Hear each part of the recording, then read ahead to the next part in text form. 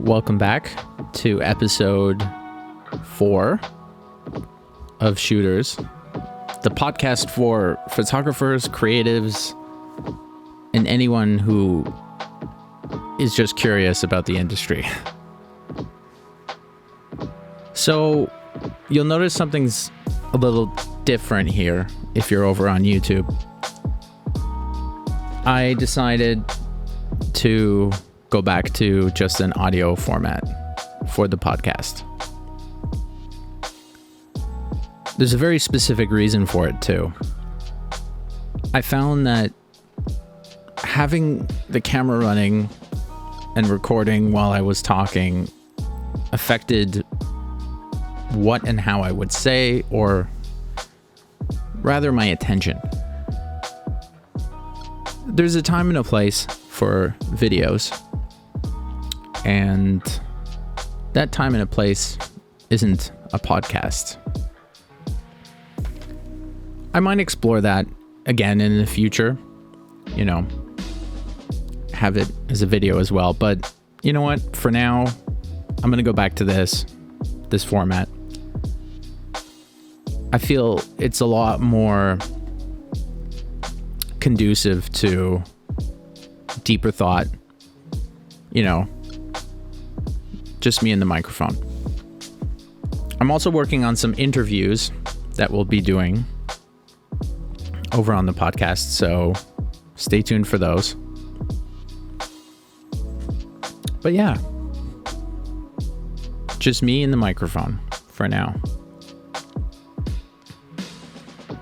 So I wanted to talk a bit about social media and creative work. So Instagram's been all over the news and the internet lately for some, I'll reveal my biases shortly, for some rather controversial statements they made. They made an announcement saying that they are no longer focusing on photos and that they will be a video platform going forward. Now, as a photographer, oh boy, I'm not panicking, but I'm definitely not happy. But then again, I don't sit on their board of directors. I mean, I don't know what's best for them, but I'll say this. As a creative who's used Instagram, their platform, for years, I feel I've contributed to a lot of, or at least a part of their growth. We're all creating content for them, and they don't have to pay for it. So I feel like maybe some of us, creatives, some photographers, should have more of a say, at least. I don't know. There's been countless videos on YouTube, for example, that I've watched where people beautifully touched on the issues right now with them trying to be the next TikTok. It worked when they were doing the whole stories thing. They basically ripped off Snapchat back when Snapchat was at its peak. And you know what? It worked. But I feel it only worked because it was in addition to their photo-based, or at least post-based setup. Now with video, they're kind of switching everything. They're putting everything else on the back burner. So be it traditional posts with videos or photos, in favor for video. And as a photographer in 2021, and I would say the past few years, I've been confronting the reality that is video. All the camera manufacturers are pushing towards all these amazing improvements in video. I mean, it's fantastic. Clients, be it big or small, weddings or even commercials, social media, all that stuff, they're always trying to find new ways to incorporate video work. And there's nothing wrong with that. I mean, it makes sense. Video really captures everyone's attention. you can craft a message exactly the way you want.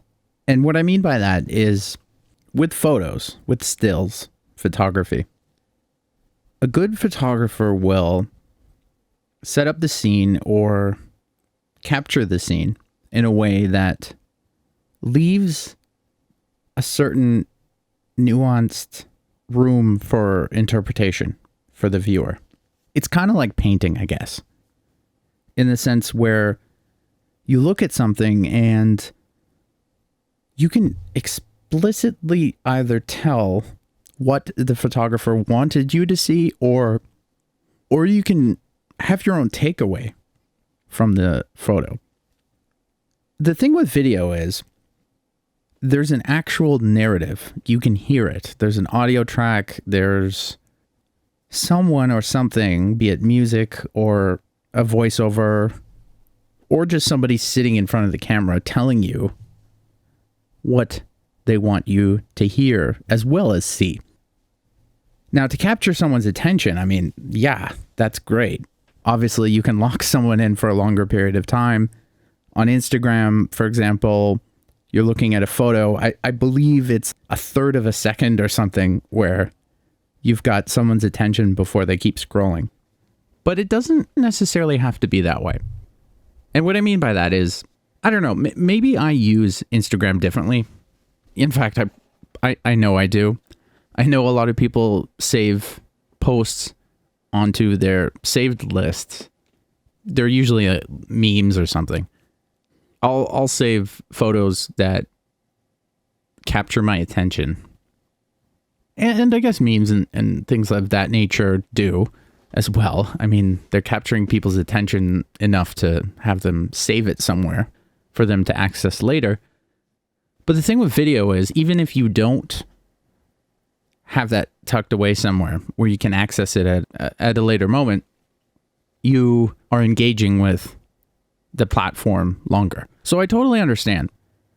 But on the other side of things, where do we go as photographers to share our content, our work? Photos are still incredibly important.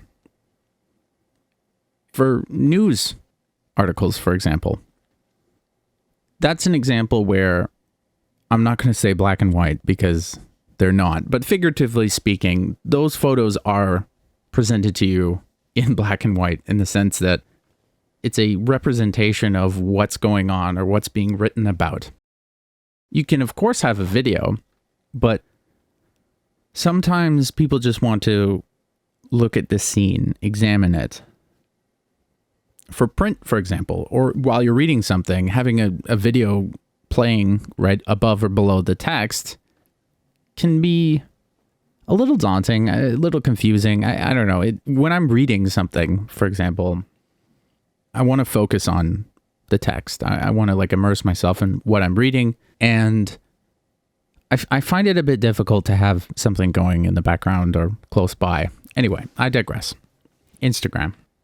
There was a YouTube video I watched recently where the guy had an accent. I think he was from Europe somewhere, but he was basically talking about where do we go?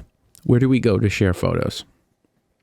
He was saying how Flickr is dead, and then the comments, of course, were people saying it isn't, but let's be honest, it is.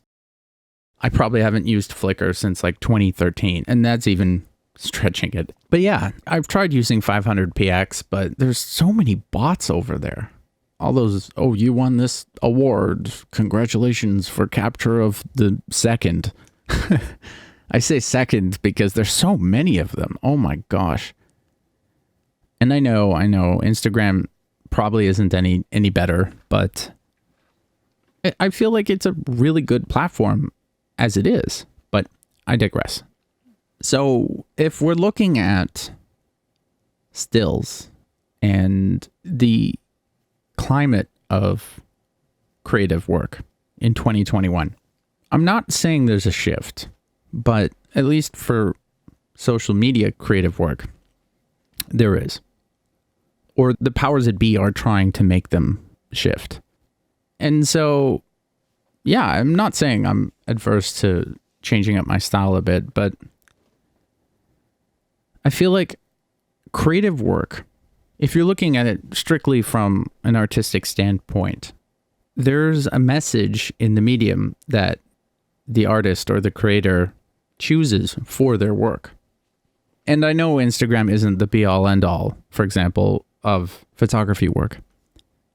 I know Jamie Windsor's got a complete YouTube video about why certain works are just not meant to be viewed on a tiny mobile screen. And I totally understand that as well. If you're out shooting and you're serious about it, or if you're just doing it as a hobby and you're really into it, get your work printed.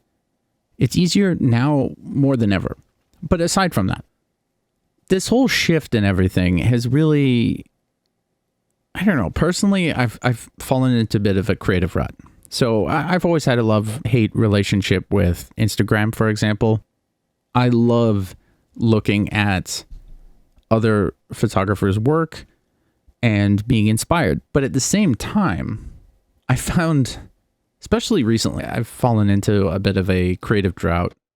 That tends to come and go in waves. I'm not incredibly worried, but looking at so many photographers' work kind of makes me doubt my own work, or something I'm personally happy with as a standout of my work might not garner the attention of something else I post that I find mediocre at best. And that's the whole imposter syndrome topic. I'll probably discuss that at a later date, preferably with other creatives, but it's worth noting on when talking about social media and creative work. And perhaps it's just me getting bored, creatively speaking. I've overheard this many times where people will say, oh yeah, everything in this city looks the same after a while.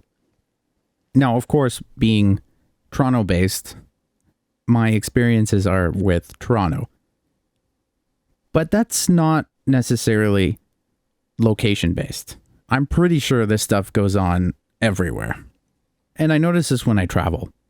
Every time I get off the plane or out of the hotel or wherever, I see a photo everywhere. I see all this really new, refreshing scenery that just strikes excitement, creatively speaking, within me. And I think we all need that every once in a while.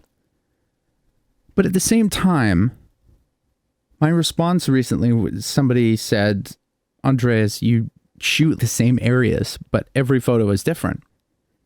My response was, well, shooting the same area over and over again forces me to shoot it differently each time. And me forcing myself to shoot a scene or a location so often does get to me, you know? I do get bored, so to speak, or I'll try new things and set personal creative goals for myself that, mixed with viewing all this fantastic work on Instagram, for example, definitely leads to this sense of inadequacy that I have with my work. And it's incredibly frustrating. I know it's been talked about a lot on YouTube the past few years about burnout and things like that. And I think a really big contributing factor to that is creatives realizing, or at least thinking they realize, that there's nothing left to create. I think burnout and creative drought definitely go hand in hand, I would say. What usually gets me going, if I find myself in a bit of a creative rut, is going out and shooting more. Not necessarily going solo, going with other creatives. Because the energy that they have is something I can work off of and kind of keeps me going and inspires me in a way. But sometimes I just need to go by myself. there's the whole notion that bring your camera wherever you go because there's nothing worse than a shot you can't take. Or Chase Jarvis, the best camera is the one you have with you. And if you don't have one, well then, it's no good. And I very much subscribe to that. But sometimes I just need to totally unplug from that outlet or field or creative process that I feel stuck in. So I mentioned video a bit so far in this episode, and I've put it upon myself to start filming more videos. For example, I always tend to reevaluate my workflow every time I feel like I could be doing something better or more efficient, or let's just say I need to take a break from shooting, but I want to be productive still. I'll work on something like reorganization or making something more efficient in terms of my workflow. And so I thought, okay, you know what? I'll talk about it in a video. You know how I always say, or how I did say at the beginning of this podcast, that there's a time and a place for video, and podcasts just aren't it, in my opinion. So workflow.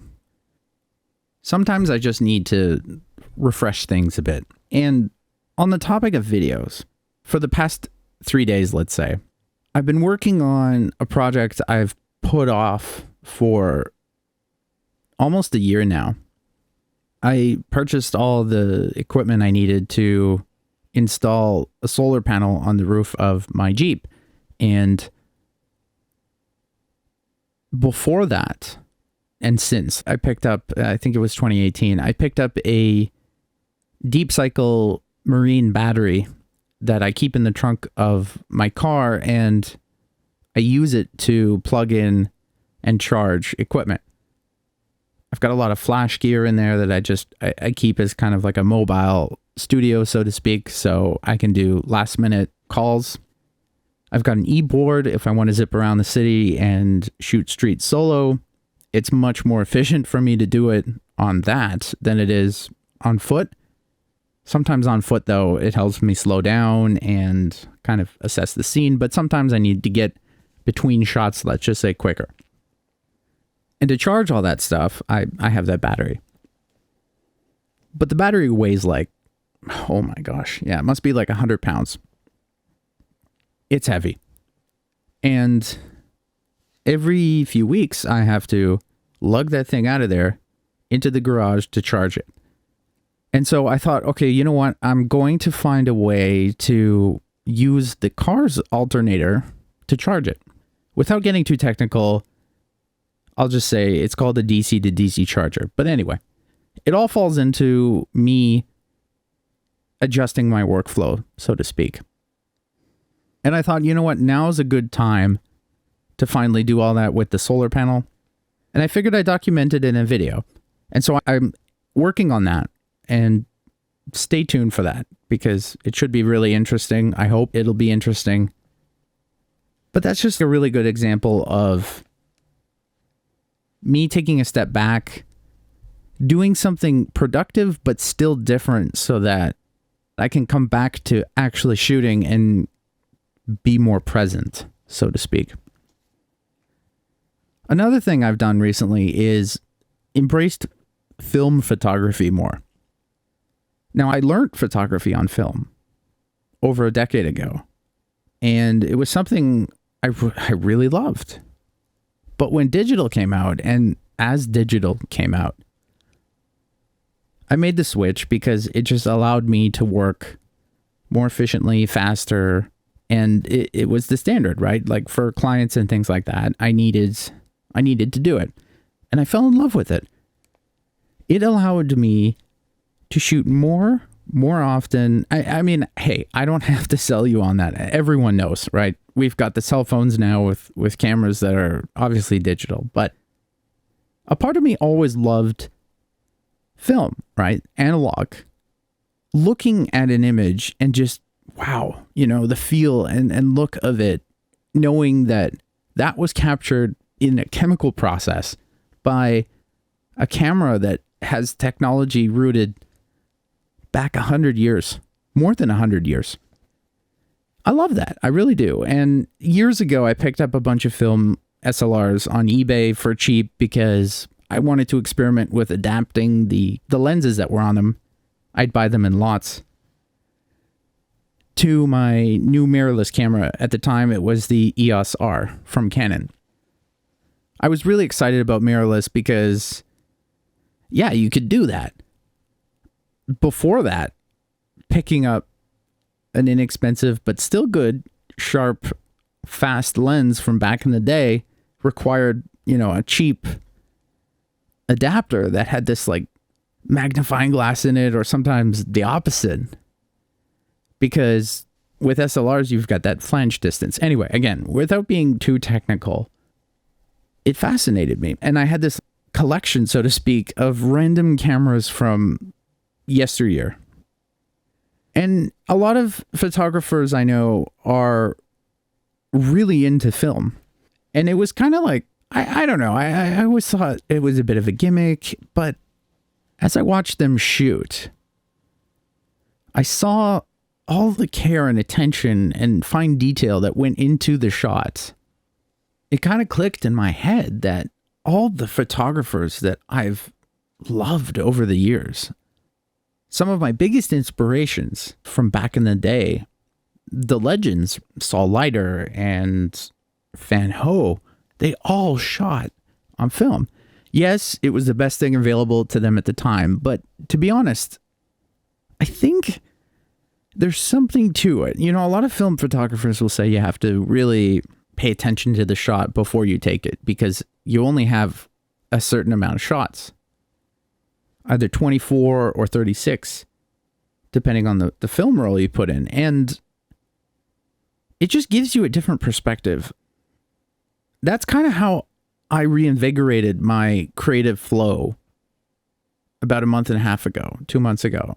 I took it upon myself to start shooting film. Not exclusively. Obviously, I would have my go-to regular camera with me. But I also had my film camera. It's an old Canon A1. Love that thing. And I saw myself basically looking at a scene and saying, oh no, you know what? That's a film shot. I don't know. I never would have looked at a scene or shot in that way before. And it kind of just helped me try something new while still being productive and helping me creatively go forward. And that's kind of what me reevaluating and improving my workflow right now has been. It's just trying to change something up, refresh things. In a very similar way to when you travel, you just look at something and you're just like, yes. I've seen photographers in Toronto that are either new to the city or new to shooting, and they're just so excited over the things that I've gotten bored of. So much so that they've seen things in a completely different way from me. And it's always really good to have that freshness of a view. And I try to do that. And if I can't, I'll try and make it happen. But easier said than done, right, Andreas? Yeah. So workflow, it's important. But once you improve it, make the most out of it, because that's your new flow. That's your new workflow. And there's only so much newness and freshness you can add to something before it becomes the opposite of productive. And I have to remind myself that quite a bit. Be it new gear or just getting carried away in a side project. And I thought, okay, you know what? I'm going to incorporate video into that. Document it. But in a way that's me. Not in a way that a social media giant like Facebook or Instagram tells me I have to do. But I digress. What do you do when you're stuck in a creative rut? I'm curious. Hit me up over on Clubhouse or Instagram at andreas.korfman. I want to know. Of course, I'll probably have interviews going forward where we discuss things like this, but I feel like sometimes hearing other creatives talk about what they're going through in terms of creative drought or lack of inspiration or how they become inspired from that really helps. And there's not a lot of it out there. I mean, of course there is, if you look, but I kind of think it's a conversation we should have more often. So yeah, I'm going to upload this on YouTube as an audio podcast, not a video podcast. So mention in the comments if you want to share. Otherwise, yeah, hit me up. Instagram at Andreas.Korfman and Clubhouse at Andreas Korfman. Stay safe, keep shooting, enjoy the rest of your week.